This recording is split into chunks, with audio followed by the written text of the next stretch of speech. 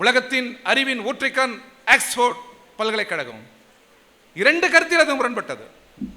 Oxford பல்கலைக்கழகத்தில் அறிவு நிறைந்தவர்கள் இருந்தாலும் கடவுள் மறுப்பை அங்கே பேசவில்லை. கடவுள் மறுப்பை பேசியவர்கள் தான் கேம்பிரிட்ஜ் பல்கலைக்கழகத்திற்கு சென்றார்கள். எந்த பல்கலைக்கழகம் கடவுள் மறுப்பை அங்கீகரிக்கவில்லையோ அந்த பல்கலைக்கழகத்திலேயே தந்தை பெரியார் இன்றைக்கு படமாக இருப்பது என்பதே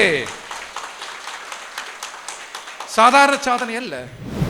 கடவுள் இதன் மீது கேள்வி, மதம் இதன் மீது கேள்வி, ஜாதி இதன் மீது கேள்வி. இதானா சுயமரியாதை?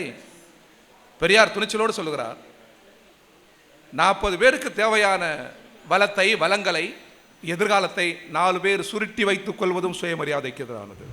அரசியல் சாசனத்தை விடுங்கள், நாடாளுமன்ற ஜனநாயகத்தை விடுங்கள், ஒரு கூட்டு செய்வு இருக்கிறது அல்லவா இந்தியாவில். பல மொழி பேசுகிற தேசிய இனங்கள் ஒரு கூட்டு செய்வோடு வாழ்கிறார்கள்.